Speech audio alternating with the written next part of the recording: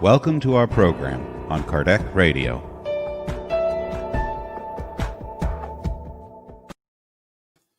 Hello, friends. Here we are.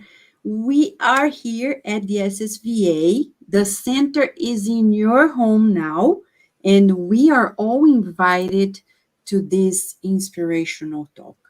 Of course, before we were coming to the center, and now the center is in our homes. It's more open than ever. If you think, oh, it's closed, hurry up. We need to come in and join here because we cannot be in the center now physically, but the center is coming to you. For those who are local and want to be in person, weather allowing, every Saturday at 11 a.m., we have gospel under the tree.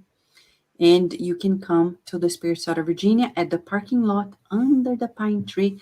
We'll be doing our meeting there every Saturday until the cold comes, and then we have to have another plan.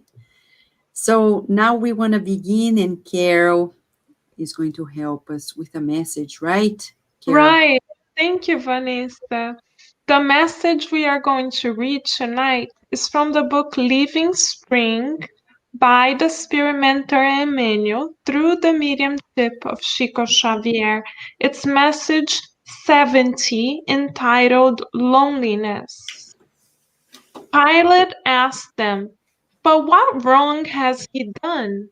They shouted even louder, "Crucify him!"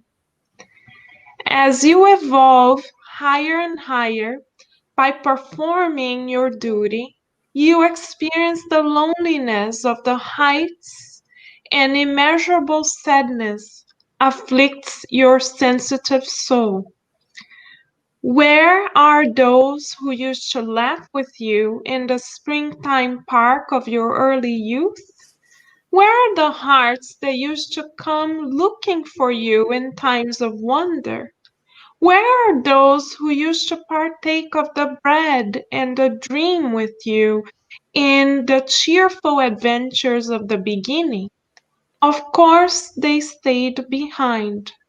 They stayed in the valley, flying in a narrow circle like golden moths that go up in the smoke at the first contact with the smallest flame that appears before them. There is light all around you, but also silence. Within you, the happiness of knowing, but also the pain of not being understood. Your voice cries out without an echo, and your longing is in vain. Nonetheless, if you really are evolving to a higher level, what ears can hear you from such a great distance? And what heart in need of comfort would really grasp your lofty ideals? You weep, ask, and suffer. However, what kind of rebirth is not painful?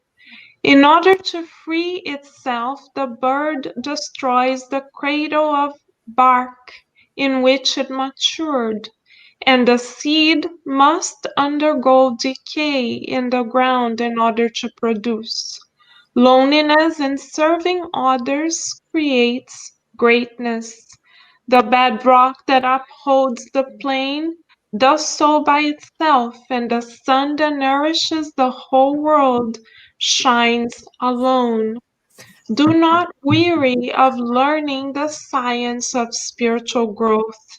Remember the Lord who mounted Calvary with the cross on his wounded shoulders.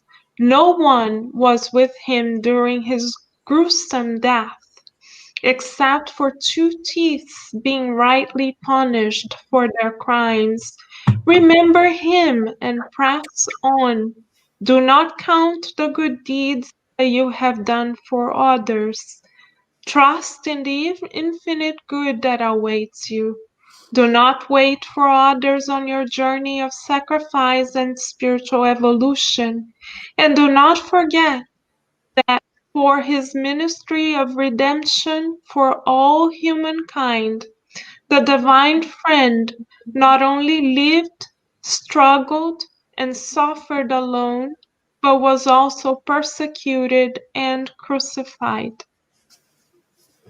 Thank you, Carol, for this message. And now we invite everyone to join us in a prayer.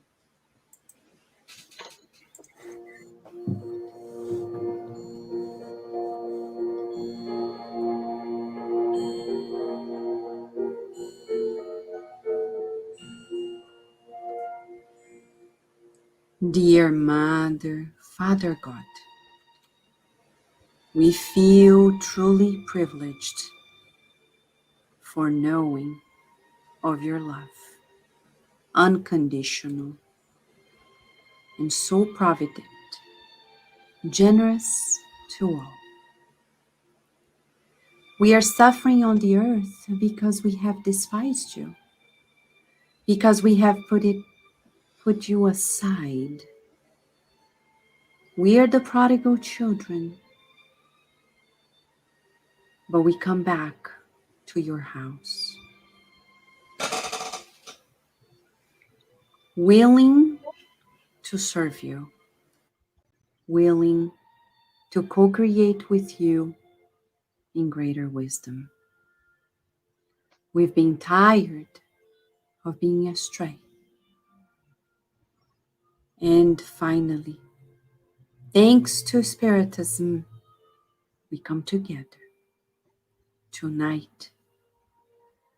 We would like to understand more about the main step of the making of a family, which is the first cell of our society. Our family on earth is in need of healing, and the healing begins in our relationships. It all begins in the union of two people. We want to understand more about how to improve that and prepare ourselves for the future. Whether we're single, married, engaged, widowed, divorced, separated, these are temporary status. What matters to us is that we've come to know that we all shall experience the school of marriage at some point and repeat it time and again, reincarnations to come, to master things that we need to understand. May the healing vibrations that envelop us now protect us, guide us, as we march towards the beginning of this most therapeutic meeting. May everyone who join us, live or on demand, feel the loving embrace of your grace and allow our homes to be extensions of your loving care, pacifying our homes as true temples of your love. With your permission, may we begin our inspirational talk tonight, and so be it.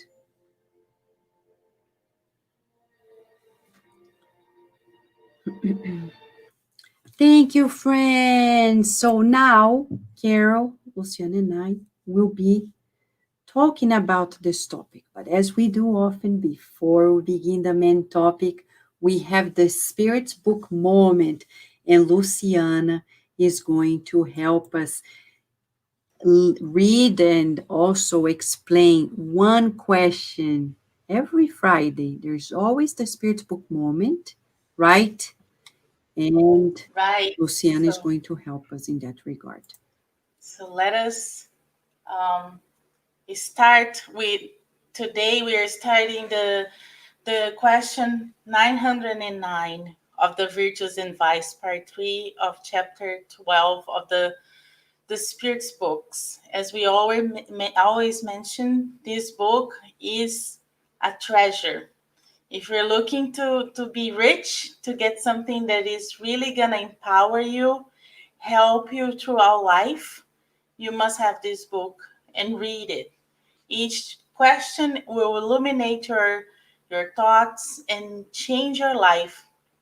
And today, at question 902, Kardec comes and asks the spirits, because it's very often all the questions he made, we have those questions inside of our mind, or sometimes we didn't even think about it, of this question, but it's still there. When you read the question, like, oh yeah, this is a question that I have that I would like to know the answer. So today he's asking, is it wrong to desire riches as a means of doing good? A lot of people think about that, right? And let's see what the Spirit's going to tell us, because we may be mistaken as we are learning from the other questions that because of our not very well developed intelligence, not knowing the truth, not knowing the real truth, sometimes our answer, our judgment is misleading based on our own knowledges. But the spirits that know much more than us comes and tell us the answer. And they say, such a desire is laudable when it's pure, but is always quite disinterested, and does it never cover any secret to the self. It is not the first person to whom one wishes to do good too often oneself. And it's interesting because like we always wanted to do good. Let's say, oh, I want to win the lottery so I can do good for people, for the center, to everyone in my family. And they are coming back with a question at us. Why do you want to be wealthy, having all this stuff to do good, right? We don't need to have all this wealth. We don't need to have all this material riches or wealth that we consider, because if we do that, if we're doing there with the intention to help others, is a pure noble thing. But normally the self fulfillment comes first, and this is the question that the Spirit comes and bring it to us again. So we need to meditate in this way that we want to become richer, and why and how. We know from other questions that we don't need to have any material things, right? We need just donate about our time, our love to the brothers and sisters. And here it is, another answer with more questions for us to meditate about it. And you can read more on the Spirit's book to help you to understand and make the decision for yourself. Because the good Spirit's always asking us to question ourselves and challenging our reason in order to decide what is right and wrong. So that's it for today, dear friends. Thank you, Luciana. And now we have a super task. We see wonderful friends here, friends that we know from local, our Spiritist Center in Virginia, and from afar, Franklin from Australia, so Souza from Connecticut, right? Nora Brazil in Texas, and many other friends. And if you're watching this on demand, remember there's always an opportunity to send us a message at kardecradio@gmail.com. Now, today we are going to talk about a topic, a hot topic. Yeah, it's hard. School of marriage. When you're little, like, oh, it's so good, I want to get married. And then when you get older, like, oh my gosh, don't talk about it. Why? Some people are okay with it, but so many people on earth have a hard time with it. So let us then revisit. If you haven't gone through the study in Spiritism, there are several books, starting from the Spirit's book. The Spirit's book, as Luciana said, is the first reference. And if you have the ebook version, the Kindle version, we all have the opportunity to search for the keywords that we want to know more. So if you have that book in a Kindle version or ebook, you can search for the words you want to study more, you want to know more about. In this case, about marriage. The title tells it all.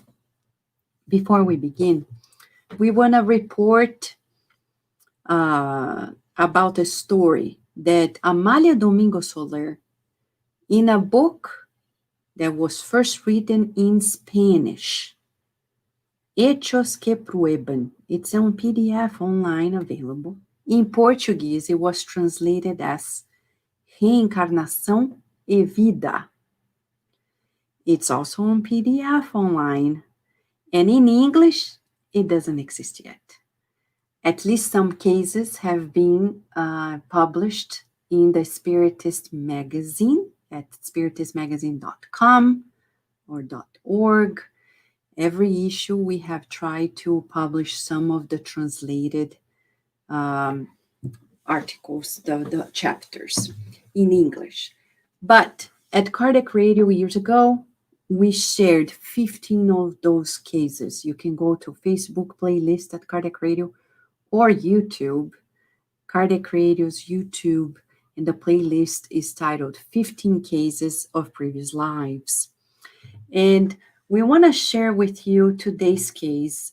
It's about a girl who was very loving and caring in her family, and she had a wonderful relationship with her parents. And one day, when she was 17, back like 100 years ago, at 17 and being proposed in marriage was natural. I know nowadays there's a big discussion about people getting married with people who are minors. And we tonight we want to pray especially for Somalia, who has a bill to be passed allowing minors to be married if they have the consent of parents, which is very sad. It's very sad. So we want to pray for the protection of those children. Besides that, we want to say that in this case, it was pretty common 100 years ago. And Amália Domingo Soler tells that this girl, she was 17, a teenager, and she was proposed in marriage by a guy who was pretty good, and the father approved. But the father said, let's give a year. Of course, she would turn 18. When the marriage was approaching, she had that feeling of cold feet and said, Dad, I don't feel that anymore. I feel this aversion. It's almost like Runaway Bride, but before the marriage, which was good. So she decided to break up. The father said, but come on, he's waiting for you. I'm sorry, Dad, I can't do it. I have a feeling that if I get married, something very wrong is going to happen. The father respected her and said, well, it's better that you went before it begins. She didn't start. And then another guy came along. And this time she said, okay, that's it. I'm going to do it. I feel strong. When the wedding day was coming up, she had the feeling that was so bad. She said, I have a feeling something so bad is going to happen. And it happened until one day she turned 30. 100 years ago, 30, it's a big deal. 30, and a guy who was younger than her fell in love with her. The father said, look, I know you fell in love with her. I understand you, but this is her history. I don't think it's going to happen. The guy said, I don't care. I want to try. They fell in love. She made it. She got married. She got pregnant. But, friends, she had this feeling that when she was going to give birth to the child, she was going to die. She told her sisters, told her father, told her husband, and everybody was like, oh my gosh, here she comes again with this, you know, presentiments. And she said, I'm going to die, Dad. Told the husband, told the sisters. And the very day, she said, it's going to happen, and you'll be surprised how it happens. It's going to happen just like that. And it did. The father tried to help. Doctors came along. It wasn't possible. Amália Domingo Soler reports it to us to show that often, before we step into anything, we're given that gut feeling as a way for us to prepare for many things. In her case, her reincarnatory plan was such that she knew that she was going to go through that, what we call expiation and atonement in Spiritism. She had to go through it because of previous life issues. But more important than what happened in previous life, it's about the sign that we are given. And we are given to prepare ourselves. Sometimes we need to go through what we need to go through. Signs are given, but often, we let them pass. And then when things happen, we may be shocked, thinking, oh, why did this happen? But it was all along. In this case, this girl, this woman, she heard the voice inside of her. She accommodated it, prepared herself, and surrendered to what she had to go through. But Vanessa, what a sad story to begin about marriage. Marriage is a school. We begin this by talking about marriage is no fairy tale. For those who haven't found out, here is one thing we're never going to find in Spiritist books. It's not a fairy tale. There's no prince, no princess. There's no soulmate like, oh my gosh, we're going to get together and live happily ever after. You may be together forever, but happily ever after, we've never heard of that. Okay? So Soze is asking if this girl was a medium. It doesn't report her as being a medium, but just a person who has the ability to hear her gut feeling. And that's all we have in all of us. Thank you for your question. I'm going to pass the word now to Care. We have so much to cover here. And of course, if you have questions, feel free to ask, because as you ask, we'll cover more base. Carol now is going to help us sharing her slides Thank you, to tell Vanessa. us more. Right, Carol? Right. Thank you so much, Vanessa. We are going to rely on the wisdom of the Spirit Mentor Emmanuel to guide us. We picked highlights from the book Vida e Sexo, Life and Sex, not yet translated into English.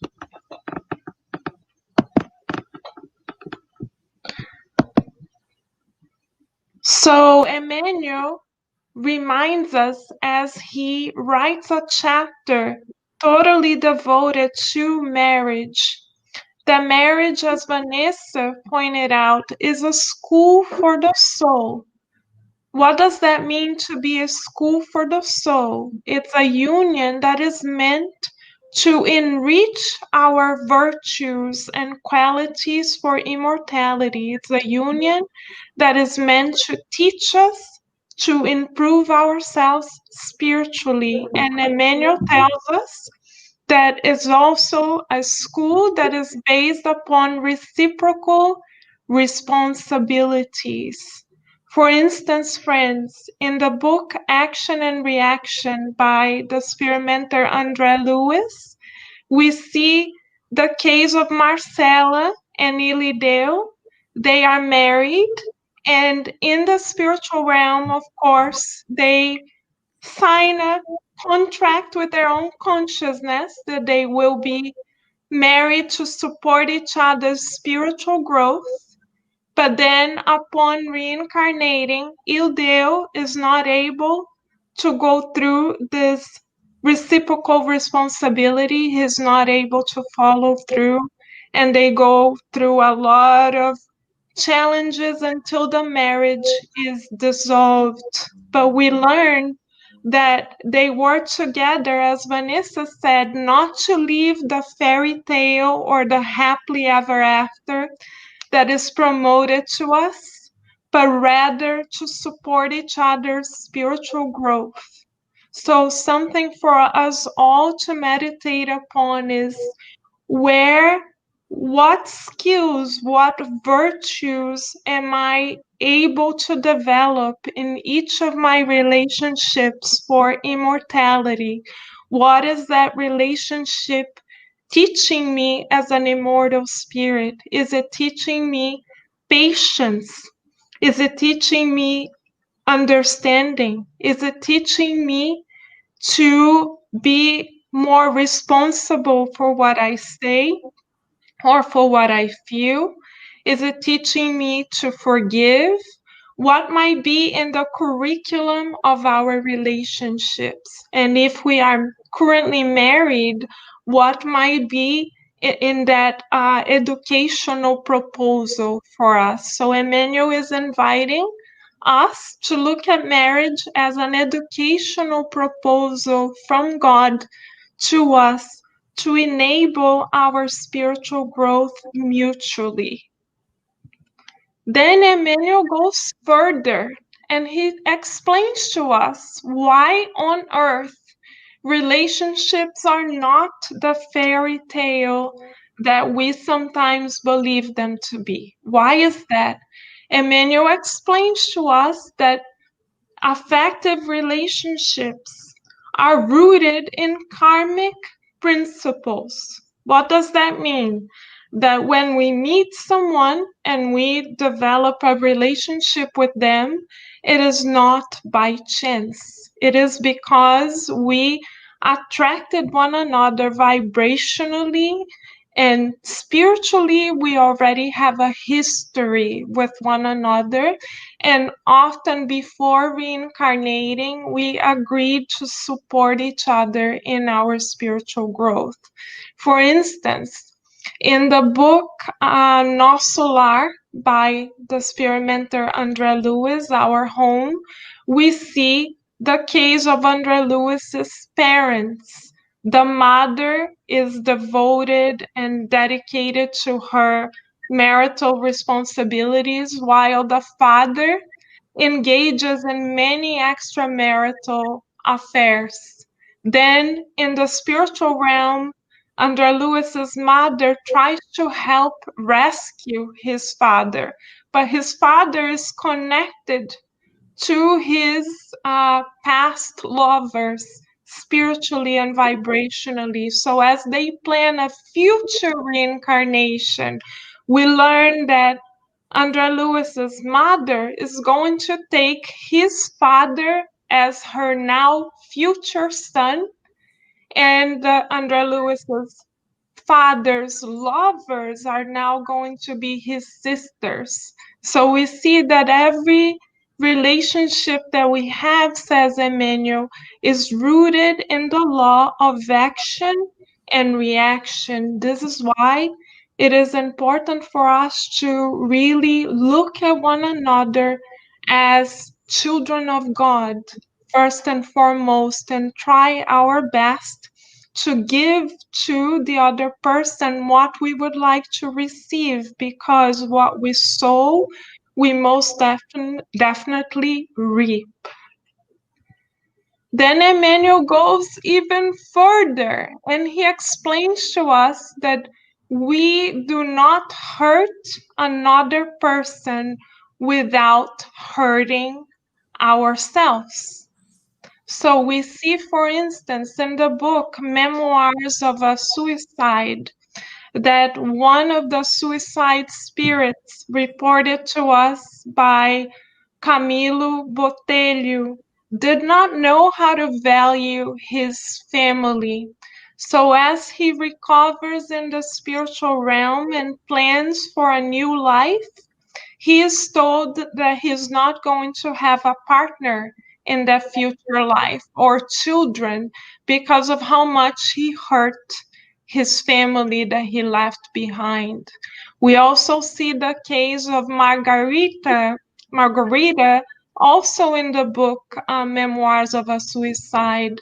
She, in a previous life, was actually in the body of a man, and because she, as a man back then in the previous life, didn't know how to respect women in this current life that was reported in the book, she was abused often because she was trying to clear her conscience. She was given an opportunity to pay for her debts. So, because she hurt others, she had to respond before the law of action and reaction to appease her own consciousness. Mother Mary interferes in her case lovingly, and her life changes, shifts for the better. But this is an example of how, when we hurt others, we are ultimately hurting ourselves. And Emmanuel also brings another important highlight for us to meditate upon, where he explains to us that the majority of unions, as Vanessa mentioned to us in the case that she opened our talk with, that the majority of unions on earth are of expiatory nature. That means that we come together with our partners in life because we have some sort of debt before them, before life, and before our own conscience. So often, when we are planning our reincarnation, we even ask to have the opportunity to reconnect with a certain person in order to give back to them what we took away from them in a previous life. And this process, friends, doesn't always go smoothly, as in the case that Vanessa described to us in the beginning of the talk tonight. So we are thankful for Emmanuel because he brings us the divine perspective on marriage, grounding it to our reality on earth, which is still a planet that is transitioning from a planet of trials to a planet of regeneration.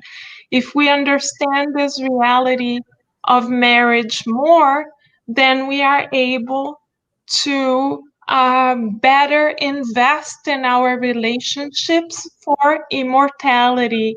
This is the proposal of Emmanuel for us tonight, dear friends. And now we are going to continue with more on marriage. All right. As before we pass on the word to Luciana, because she is changing the title of the slide to When Life Goes On. Yeah. So we have it all in English instead of the Portuguese. Before we go there, we want to recap what Carol is mentioning to us. Is it important for us to form a family, form unions, to be married and form a family? Yes. In the Spirit's book by Kardec, we get to know that when we avoid the formation of family and we break it apart, we are very selfish. Nowadays in our society, it's the society of selfishness, because we praise this individualism, especially in the United States. This individual life, when we do what we like, when we're not bothered, when we don't know even how to compromise. It's a very selfish life. And now we have many couples who are not missionary couples who decide not even to have children because they want to enjoy life. All of it, according to Spiritism, is named selfishness. When we want to live alone and we don't want to, we even have relationships, but we don't move forward into the commitment of getting married, of having children, because we're afraid of the hard work. We're afraid of compromising. We're afraid of giving up on too much of ourselves. And that selfishness has a price. When we move to the spiritual realm, we're going to see that life has a completely different angle. And to show a little bit about how in the spiritual realm we see things very differently, Luciana now is going to show to us a piece of a story about marriage, discarnation, remarriage, etc. Right, Luciana?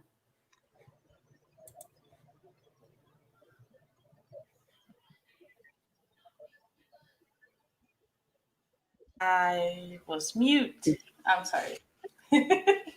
So, as Vanessa mentioning, we are studying this book and life goes on. And as we learned before, and we are always learning that the planet Earth is a big school for us. So as today we come to learn about the school of marriage, it's like another class that we need to go through life. And a lot of times we're not prepared. And this book and life goes on can bring us a new way to see the marriage, the life that continues. As we are spiritists, we still believe the life continues. So it's a must reading book for us as a spiritist. And I'm going to be talking about a case of those two that disincarnated. They got to know, when you read the book you'll know more about these two enlightened spirits that are disincarnated right now, but they met in the physical realms where while they are treating themselves to a illness. So they met here on planet Earth and then disincarnated, and they were meeting again in the spiritual realm.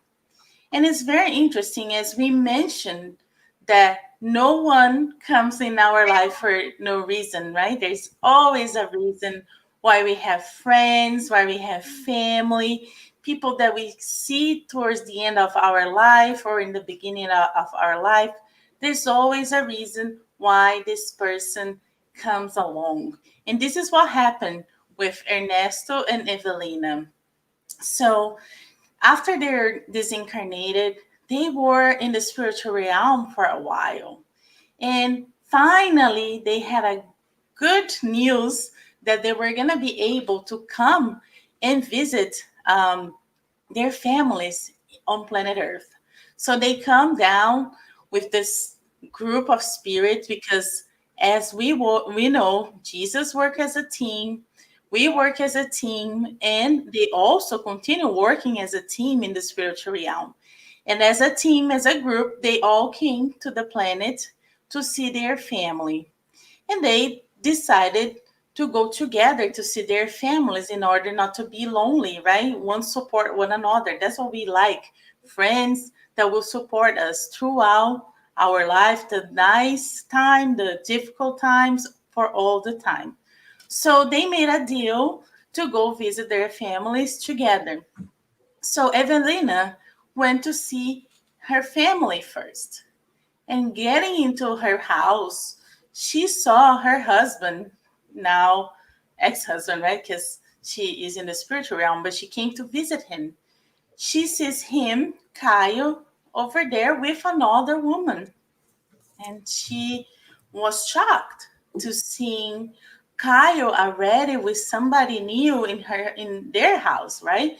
The house where they used to live for many years. And she noticed that the lady was wearing her own pearl necklace. So she knew she was the one that took her place. As we know, when we pass, right, the people that is staying on the planet, they keep living their lives. And for her, she probably knew, but she didn't know that's what's gonna happen so fast. So she went there. She got shocked about the situation, and she right after she seen that all the situations, she decided to go out and talk to Ernesto to help her. So she came and talked to Ernesto, and Ernesto was a little surprised when she was talking about what happened over there. He was surprised when he see that the couple, Kyle, and the new woman was leaving. Ernesto realized that the new woman in the relationship is his own daughter. So Evelina and Ernesto were shocked about the situation. And of course, if we read at the book, we'll have more the details because there's so much going on in their lives that is very important for us to know. But we now focus on the marriage, right? And we see here that they both have a relationship since the past because Kyle, as you know, Kyle was a very regular man. In Brazil, this is when it happened. But Kyle is a very average man. He has his willing, his desires. He has his own mindset. And explaining more about Kyle, he used to cheat on Evelina when she was alive with Selena, Ernesto's daughter. So before Evelina disincarnated, he was already having a relationship with Selena. And we can see very common that there are men that decide to have double or triple lives, right? They decide to have a lover, have someone to just go through life for fun. And especially that Evelina was sick, he thought he was okay, right? Doing that. Oh, my wife is sick, she's in bed, and he was living his life, making promises to other women. He was making promise to Selena, and Selena really trusts him because Selena loved him. Because when we are with someone, most of the time is because we have the feeling of love or well, like we care about them, we want to be with them. So Selena knew that he had a wife that was sick and she was going to disincarnate, and Kyle had promised to be with her. But as we saw in the image before, Selena was crying because she wanted Kyle to really officialize this union because she was waiting for so long. Now they were being together. So she wanted to have this commitment because when we are with someone, we want to have this commitment that we can count on this person, that the person is going to be there and not just like, oh, I'm tired of you and goodbye. I don't want to have any relationship with you. And as nowadays, when we were studying about this case, me and Carol, we even discussed about the relationships that people were having to one another, like the disposable relationships. Today I date you, I stay with you, but there's nothing else deeper, right? We just go from one person to the other. And Carol even mentioned those apps that we have nowadays, right? Where you go and date, you find people online and you set up a date, you have relationship with them, but you don't have any commitment. So Kyle here didn't want to have this commitment with Selena. He's just like, oh, I already was married before. I don't want to be in prison again. I don't want to go there. And Selena, of course, was very upset because she was counting on this. She was waiting for him to propose to her so they could really live a life knowing that he was going to be there. Because Kyle, she was jealous because she saw Kyle already talking to someone. And as we say, if you are someone that is with someone that already cheating others, you are never with the peace of mind because you're always thinking, oh, he cheated me with this person. What is it going to be that I have different in me that he's not going to cheat myself with somebody else? So that's why she wanted to have this commitment from him, because she doesn't want to have uh, to be worried about him cheating and leaving her, and she'll be really upset because she loves Kyle. So then Ernesto very wisely suggests to Evelina to go with them on this car ride. So they go with them to their destination, and they were listening to what they were talking. And then Selena, after being a long time, Evelina, after being a long time on the spiritual realm with Ernesto, they were more illuminated, they have more knowledge, and they decide to work together to help them. So they start working to help the daughter, to help the husband. They were talking to them, even though they could not feel or see them, they could not see their presence.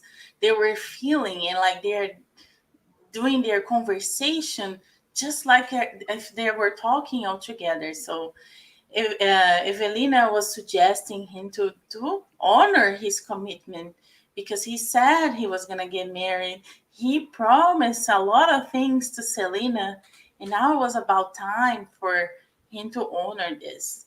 And then Ernesto was also talking with the daughter, helping her and suggesting good things. And as a team, they worked together so they could uh, make this relationship to really flourish, to really be a union, and not like a open relationship like a lot of people are having nowadays. So with the work of the good spirits in this time was the wife and the father working together, they were able to help these two that was still reincarnating and was living the life with very difficult times.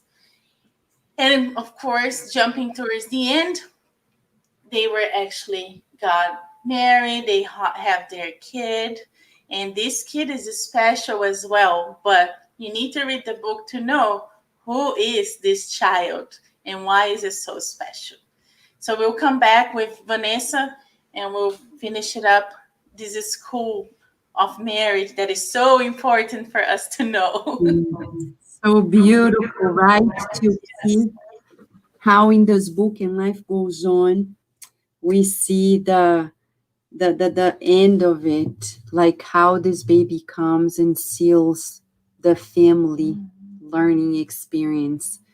So we don't enter, as Luciana and Carol were mentioning, based on the Spiritist literature, we don't enter marriage the way people are entering. Lately, for professional reasons, I've been watching some Netflix series on matchmaking, etc., to understand some clients that we help out. And we see that many people enter marriage for the wrong reasons. It's usually, oh, like I see many men nowadays. Oh, she's so successful. Oh, she graduated. She's so smart. She makes a lot of money. It's long gone when women were the ones thinking that way. Now it's men thinking she's beautiful, she's successful. Those things don't make a good marriage. The success you have in a profession doesn't dictate the success in a marriage. Even the matchmaker says it. Oh, some people say, oh, I want somebody who is tall. Being tall doesn't make you a good match. Other people, I want somebody who loves dogs, but loving dogs doesn't make you a good partner. Though we agree that dog people are usually so loving and kind, but nothing against the other pets, but dogs are dogs. Even the evolution into world says that dogs have are some of the animals that have the highest intelligence. It says by Andrea Luiz in the book Evolution into Worlds. But there are people who say that they want to get married to somebody that is handsome or beautiful. Those features don't make a happy marriage either. So people are getting married for the wrong reasons. No wonder marriages are falling apart. And many, when they enter marriage, before they enter, they pretend to be someone. And it's almost like a trap. Until they get you in the trap, they show a face. After that, it's like, okay, now you're in my territory. Now, this is who I am, which is not fair either. So, Andre Luiz, in the book Evolution into Worlds, clarifies even more things. He says to us, and this is in chapter 8 of the book Evolution into Worlds, when he talks about marriage and divorce.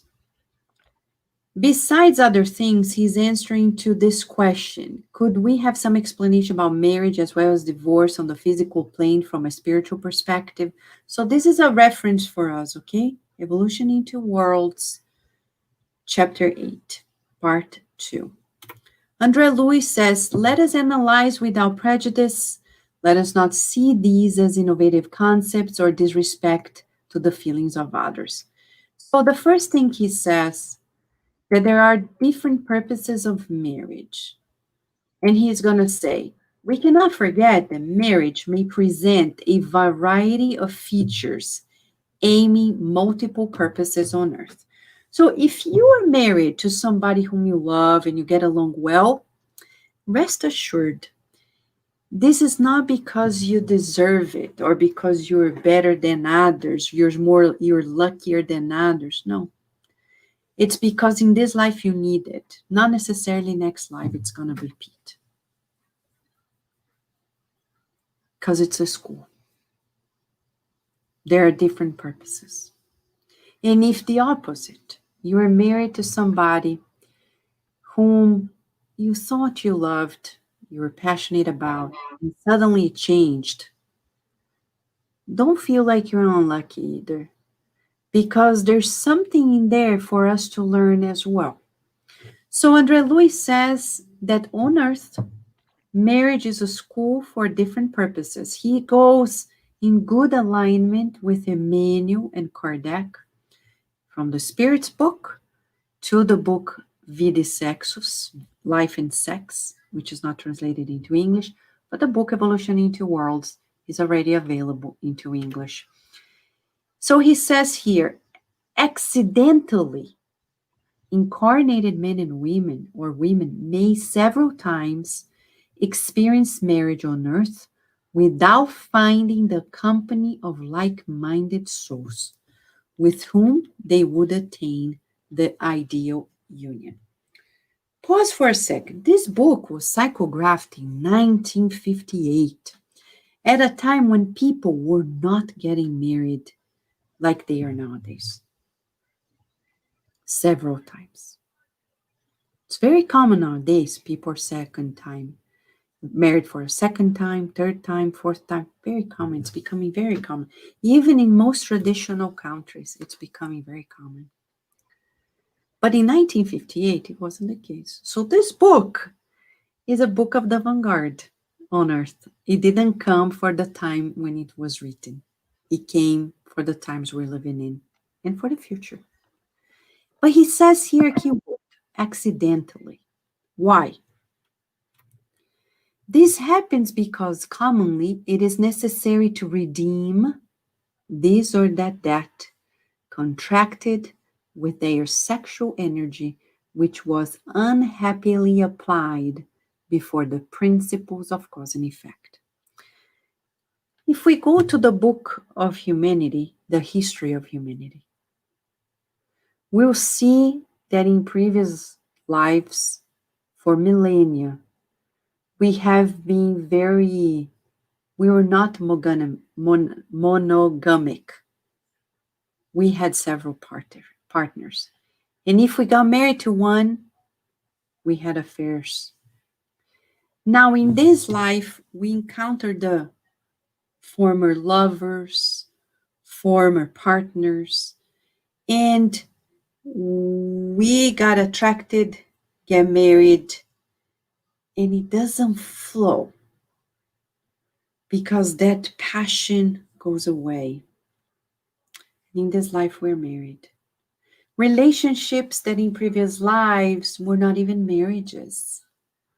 They were sexual encounters, love affairs, something very sporadic. And now we attempt a greater commitment, but it doesn't happen. If you go to the book 2,000 years ago, Pliny and Flavia, since childhood, they see each other, they love each other. They get married. But there's a third person, Aurelia. And Aurelia also as a child sees Pliny with this eyes of passion. And she spent her whole life aiming at getting Pliny to her. She doesn't respect her cousin's marriage because she's cousin of Flavia. She doesn't respect, she tries as hard as she can to get the man of the cousin. Temporarily, she succeeds, but she dies in a dramatic way. Read the book, because in between, we're going to see that a psychic man comes to Aurelia and says, you've been in this love triangle for many lives. You, in this life, you need to step back. If you don't, you're going to die by the sword. She doesn't listen, and if you read the book, you may know what happened. We have like the story we said at the beginning, the gut feeling. Aurelia had it too. She had the warning. She didn't listen. She was stubborn. She was selfish. She wanted something it was not for her. Often, if you talk to people who usually separated and divorced, oftentimes you may talk and say at some point they felt that that person wouldn't be for them, but they invested, they insisted, and they wanted it. I know a couple whom the guy said from the get-go, I knew she was too much for me. From the get-go. But I didn't listen. I was stubborn. I conquered her heart. But one day she left. But he had the gut feeling. He didn't listen. Circumstances happened. They married, but the gut feeling was there. We don't listen. That's why he says accidentally.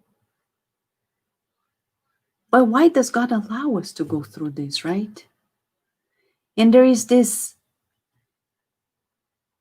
other counterpart in some marriages in which we feel almost like the person is a possession of ours. In Evelina's case, she overcame the jealousy in the spiritual realm. But how many couples we know, they separate, they divorce, they remarry, and the previous partner keeps on creating obstacles in raising the children together because they don't want to give in to the happiness of that partner that went away, that they were not able to dominate. In this jealousy and spite feelings, we're going to find, as Andrea Lewis says, that if the desperation of jealousy or the cloud of spite blinded this or that member of the fraternal union, the spouses rejoined in the higher planes. If one of them is discarnated, sustain the reincarnation of that fellow of discrete benefactors, which is the case of Evelina. She raised above it and she helped out. But this is still minority of the cases. And they interpret the rebellion for sick symptom without taking away the friendly support until that fellow is readjusted. So let's talk about incarnation here, because now we see many blended families and people who are having a hard time beginning anew, getting married, and raising their children together because the former partners create obstacles. And if they don't create obstacles like in a real duel, they create obstacles on the behind the scenes, like talking bad about the spouse to the children, estranging the children from their, alienating the children from their parents as well. So there's so many problems that happen because of our selfishness and of our pride. And some people, those spouses who have the financial input and are the providers in spite of the divorce, etc., they may even abuse by creating some, let's say, cruel injunctions and conditions for their ex partners. These are considerations that Spiritism, if really understood and felt, would clearly help us out. I know people who have separated and divorced and they are friendly to each other, they understand each other, they have remarried, and they are so respectful to each other because they really live the gospel principles. I've seen it, and we see it's possible. So that's the dream for the years to come, that people really raise above that pettiness of the soul. Since we're talking about a union that creates a family, in this chapter 8, Andre Luiz also talks to us about parents, as Luciana said, that receive in their homes sons and daughters whose past lives ties are always ask them to rescue Odette's, the baby of Caio, and her future wife, something related to old debts. Purify emotions, renovate impulses. If you have children, have you ever thought that having children is about this? Usually we don't. But the school of family begins in the school of marriage. When we have children, it's not a walk in the park. It's not supposed to be. And often parents are not prepared because they don't know of this, that being a parent is about rescuing old debts, purifying emotions, renovating impulses. We think it's all about fun and enjoying life and having good sex and traveling together, and life is going to knock us down until we learn that it's not about that. It's more serious than that. And to share commitment. Some people cannot commit or even improve their affective relationships. Spouses get together and they start feeling this aversion. It's time for us to work on it like a garden. There's no garden that you dedicate to cultivate that doesn't give you fruits. It doesn't give fruits when we don't work on it, but if we do, it does. So Andre Luiz, in this very chapter about marriage, the school of marriage, he talks about divorce. Of course, we're not happy about divorce. I've never met anybody who says, I'm so happy I got divorced. Of course, at first you may be happy, but in the long run, you feel like, yes, there was no other way, but you feel that feeling inside. It's not easy. But in the school of marriage, we're allowed to say, enough is enough. When? Is divorce against the law of God? No. It's not. But should they be facilitated? The spirits say no. Should they be stimulated? No, because there are no legal or non-legal marriages without serious ties in the prior common commitment. So there are people here who say, but we didn't get married on paper, we're just living together. Here it says there are no unions, whether legal or non-legal, that don't have serious ties. So this thing about, we get together, if it doesn't work, we separate. We better think a million times before we do it. Why? He says some causes of divorce, it's related to polygamy. Having barely left the polygamous system, men and women may be subjugated to animalistic suggestions. Now, let's talk about polygamy here, because some people think that polygamy is about having an actual physical affair. But if you are a pornographer, if you cultivate that impulse of pornography, according to Spiritism, you are in the vibration of polygamy, because we are already cultivating these relationships with the invisible realm, with the people whom we see on the images in the spiritual realm that are not in the unity that we have created. I know many marriages that are apparently so beautiful, but people are pornographers. They love watching pornography and they cultivate it, and their marriages are not all too happy. They may be to the world, but not in real life, because they are cultivating polygamy. Thus, in the first difficulties of the task to which we were called, the couple deserts their positions of service in life, claiming imaginary incompatibilities and alleged embarrassment, often simply attributable to the narcissism that they carry within themselves. Let's talk about it. You get married and then you're going to have a child. Maybe for months, you won't be able to have physical sexual intercourse. Some people, they say, I can't. And they say, I need it. I have to find somebody else. So before you enter marriage, you need to talk about those cases. What do you do? Because there is no excuse to go find partners elsewhere just because this is a deal that we sealed together.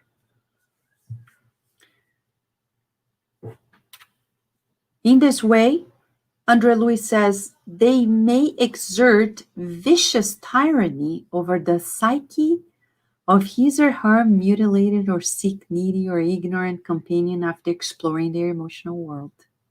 Not to mention the cases in which they deviate in tragic homicidal, suicidal decisions in a voluntary escape to their precious obligations. So here he's talking about narcissism, which is this selfishness inside of the person, the pride within, in which the person says, and that's why many parents decide, and many women decide not to raise their kids by themselves and send them to daycare, etc., because they don't want to be under the dependency, the financial and also emotional dependence of a partner. Because some of them play this narcissistic game. I pay, you do what I want, I am the final word, you do what I like, this vicious tyranny. And in that case, it may be very suffocating for the person. So André Louis is saying, in that pathway, we understand why divorce would be happening. And in some cases, tragically, leading to homicide and suicide. So, here are the things that this book, written in 1958, is proposing. First, we need to establish strict regulations for the benefit of our brothers, and sisters in their habitual infidelity to their own commitments. So they do not engage in more self mismanagement and prevent them to regress in demeaning promiscuity of ancient times, when the family principles and dignity were still completely unknown.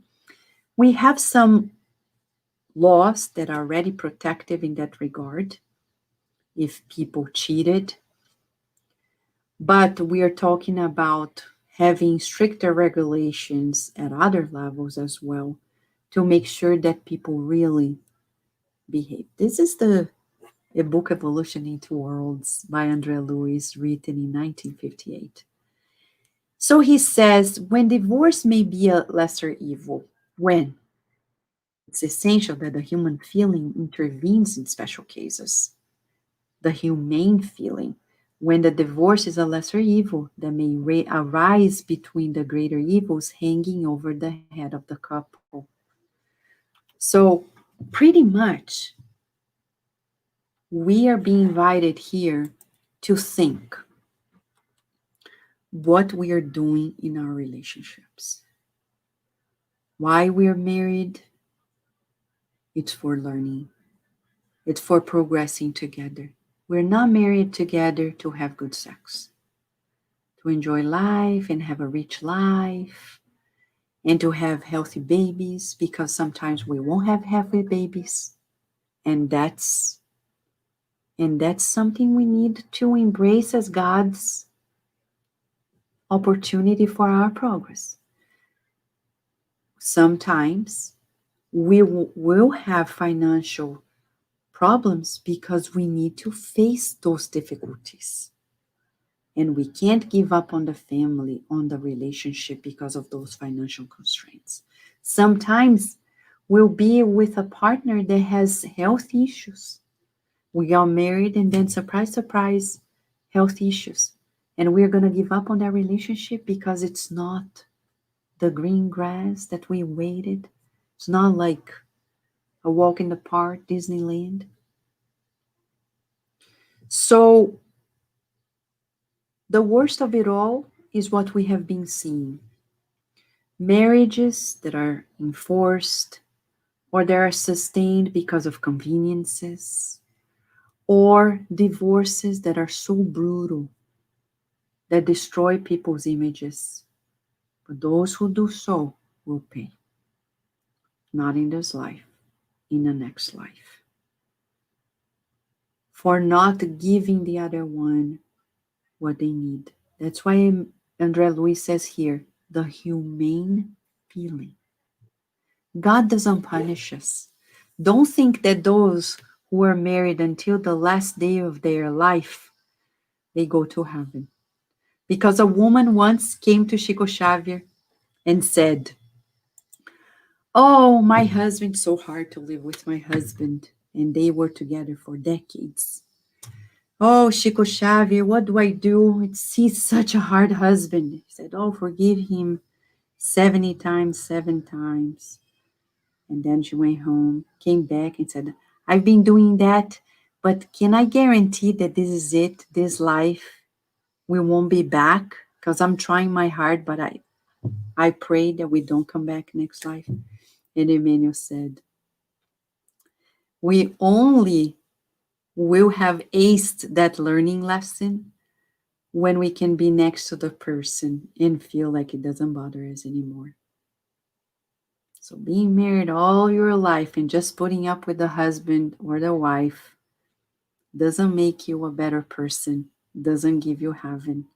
It's all about the inner. And sometimes divorcing is the lesser evil. Though we don't want to promote it, but we want to say in some cases it's the lesser problem because it's going to sustain the emotional, the spiritual, and even the physical security of either the person or the couple. We want to stop here to open for more comments with Gary and Luciana. If somebody has any question, let us know.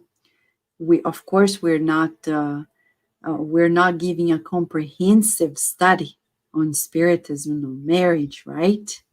But the main message is marriage is a school. Are you ready to learn? Because if we're not ready to learn, we fail from the get-go. Right, Carol? Right, Luciana? Right, Vanessa. We are so grateful to Spiritism because it helps us to revisit our priorities. Before we get to know of these eternal truths, we may think, as you said, that marriage is Disneyland, that we will live a fairy tale and we'll experience the happily ever after that we often see portrayed in movies, actually.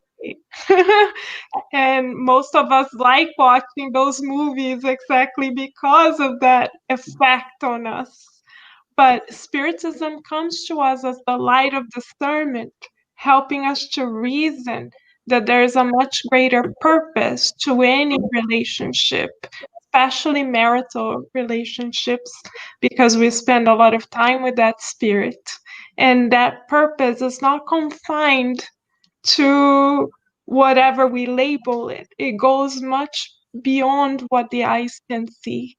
And so, uh, Spiritism helps us to see marriage as a school, as you said, and helps us to meditate upon what might be the learning objectives for us within that realm of that relationship that are eternal, that go beyond good sex, as you said, that go beyond the color of the eyes of the person, that go beyond the person's paycheck, go beyond where we can get a retirement home or a beach house together, but goes into what we may carry for many lives. So, as we were listening to Kardec Radio today, Vanessa, you mentioned an exercise that Mentor Joseph gave to you and to our community, where he invited us to look at our partners as brothers and sisters in God, to take the temporary label out and practice looking at them in the eyes and saying, "You are my sister in God or my brother in God, much before you became my husband or my wife.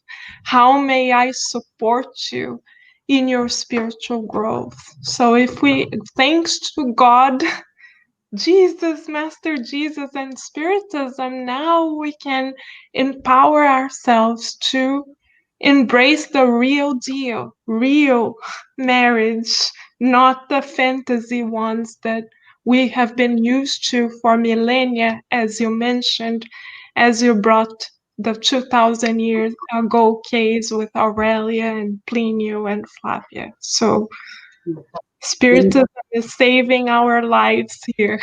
yes, and that, Carol, reminds us that being first and foremost brothers and sisters in the role, temporary role of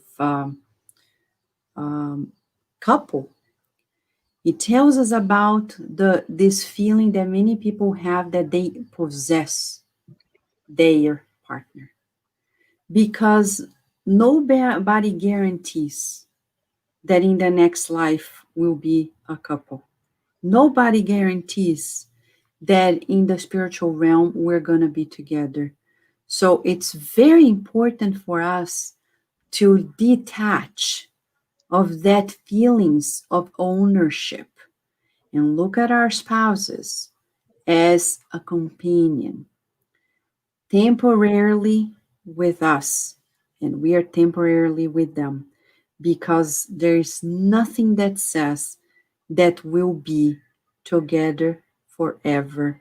Like Emmanuel says, Publius Lentas and Livia loved each other, but to date, Livia is ascended. They see each other, but he's reincarnated and she is in the higher spheres. And it's been 2,000 years. And he wrote all those books, and yet he's not there with her yet. Okay? So much food for thought, right, Luciana? Yes, it's very important to see everyone in our relationship as a brother and sister in God and Jesus. That's what Carol was talking before. She mentioned this was like thinking, because nowadays you say my wife, you can be saying my wife, my husband, right? You just being my wife, being my husband now. So it's all passing our titles that are changed, and it is a lot for us to learn, and especially uh, marrying. Marriage is a school that we have no class. Only Spiritism Yeah. is bringing to us right now. So 2,000 years we're being like out there throw on our own lucky. You do whatever you think is right? But nowadays with those books, like Yeah. we are start to learn more, and hopefully making better decisions, because as you said, all the show, the live streaming on the TV, they still see marriage as something like, oh, it's a business. I get married to you now, and if it doesn't work out, they already say, if it doesn't work out, we just get divorced. So there's no commitment. It's like Yeah. everything's too superficial. So right now we are having a chance, and maybe in the Yeah. future we'll have more, right? To teach all this generation that are planning to enter this school of Yeah. marriage to prepare themselves for the Yes. future, for the And task. Luciana, now I'm gonna bring Yes. Paloma and Daisy because they were there with the children, and the children were learning something that is essentially key for a good marriage: impulse control. Right, Paloma and Daisy? That's right. Yeah. We were reviewing, part of Ben Franklin's virtues, emotional control. And it comes first with recognizing emotions that sometimes we think we can recognize, but then we really can't. So, um, first of all, is this emotional intelligence that we can say, what am I feeling right now? And once you recognize it, you can work with it and transform it. So if you're feeling angry, okay, but I will choose to feel something else. And in a marriage, if you don't choose to feel something else, if you are not willing to get out of your bad mood, I don't see how it can last. Yeah. Thank you, Paloma. Daisy. Yeah, it's so beautiful to see as you've been talking, right, Vanessa, Karen, and Luciana, about the beauty of Spiritism, because it brings a new angle for us to look at our lives. And Ben Franklin, so wise, so many years ago, he already put impulse control has a virtue. And as Paloma was saying, we worked on this. The You can talk about impulse control from several angles, right? The physical angle, as you're talking about, and being in the school of marriage, where you have to control your impulses, right? Physically, but also especially emotionally, and to work on that reactivity, where we comes from so many lives. We're still much closer to animals than to the human kingdom. So we are quote unquote trained to react, right? To say something, to have the last word. And we start by teaching our children, right, from early age. You can choose. You are the master of your body, right? It's spirit over matter. So first and foremost is to identify it. That's very important, and then work on it. And we gave them an affirmation. But I think it's for all of us, where they will practice every week to say, every day of the week, to say, today I choose, I know I can control my emotions, and today I choose to feel. And then they choose a positive emotion. I choose to feel grateful. I choose to feel hopeful.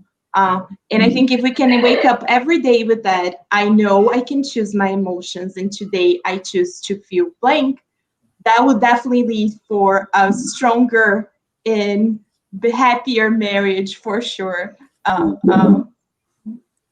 That's so good. So, friends, of course, we were not able to cover all bases, but the main idea that the experimenters want us to think is marriage is a school, family is a school.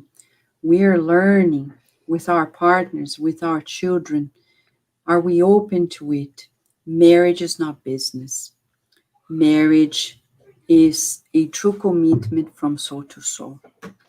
So, thinking about this, if you have any question, write to us at cardiacradio@gmail.com or type in your comment and question here. We'll do our best to reply to you and give you some feedback. For now, we invite you to our wrap up. This is the moment in which the good spirits come and settle our good energies. They give us the booster. It's a booster so we can enhance our reincarnatory performance for our own benefit. Okay?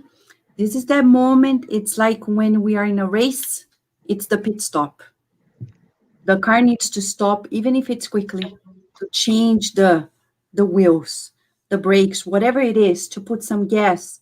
This is our moment. We need to stop and allow the good spirits to recharge us.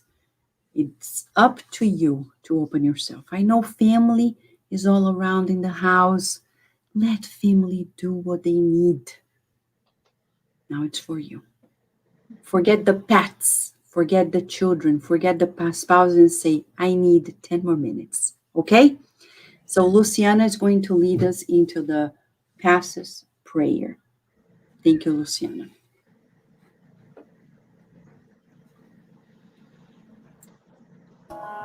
So let us close our eyes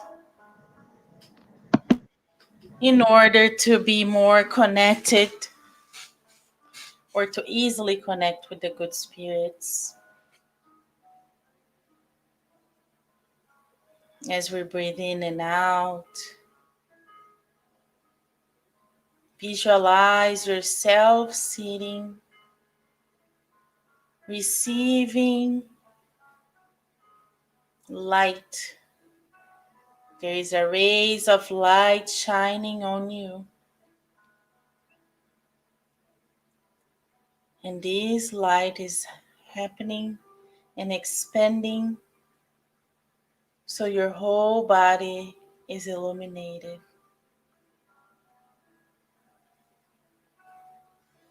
Those are the result of the love and care of the doctors and nurses, Master Jesus, Mother Mary,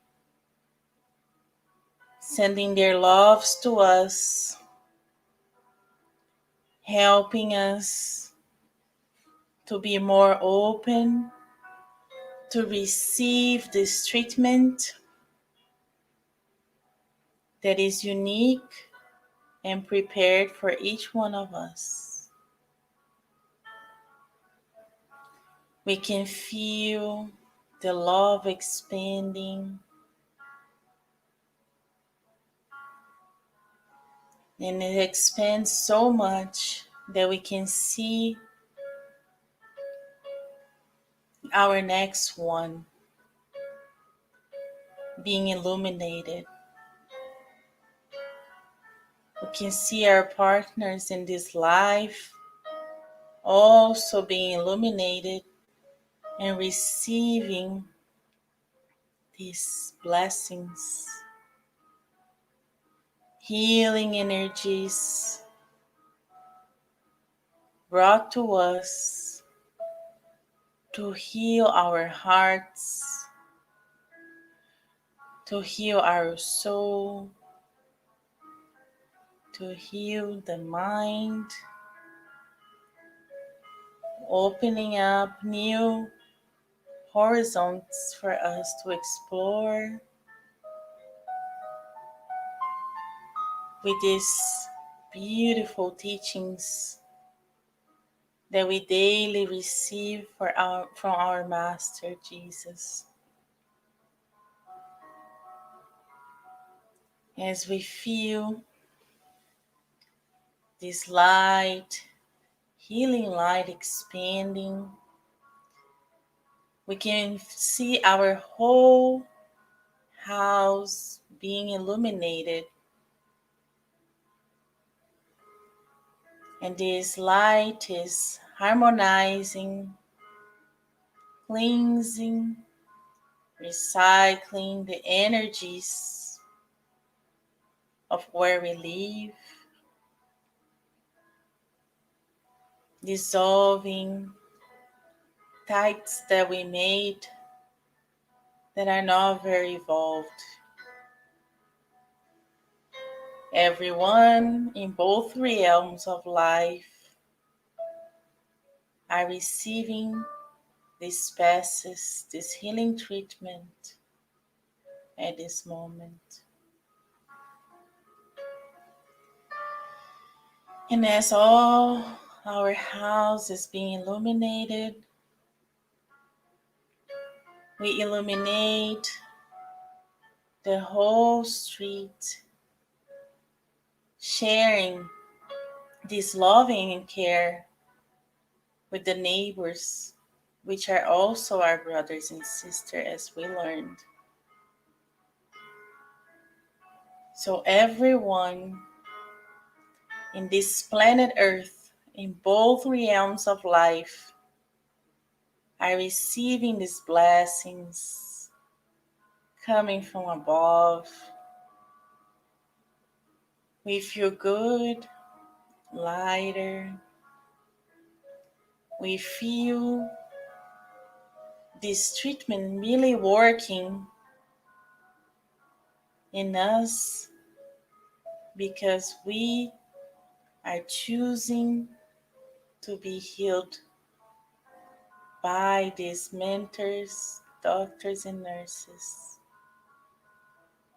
We want to be healed. We want to receive the treatment that we all need.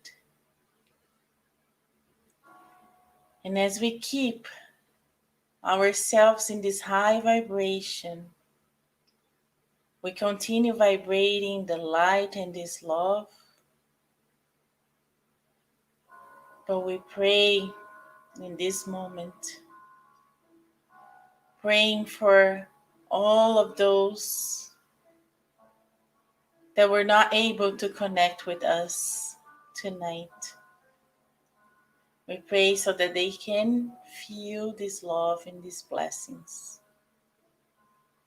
We would like to pray, dear Father, for all the families,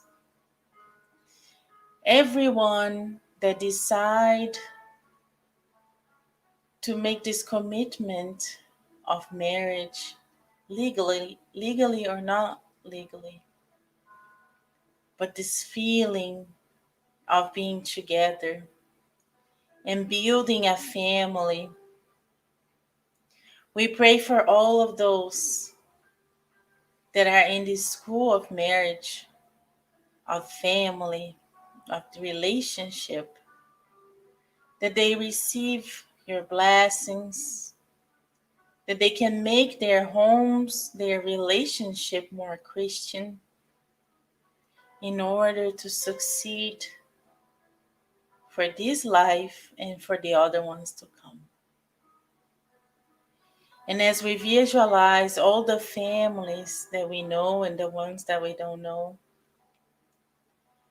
we pray for them to be willing to make the change, to let love comes first in their lives. And we also pray, dear Father, for everyone that are ill in the mind, in the body, spiritually speaking. May they all feel your love and care. We pray so that they can make wise decision as they know more about you, as they make this connection with the divine, so they can heal themselves and even stop thinking about suicide. We like to pray for all of those that are having, that are being violated in their homes by their family members due to this time of being too close in the house. We know some brothers and sisters really suffering the domestic aggressivity. So we pray for all of those that they can receive guidance and protection. We also would like to pray for those that send their names to us, those that has the name in the book of prayers, and all of those that are in greater need. And with your permission, dear Master, we would like to close this beautiful meeting of tonight. And so be it.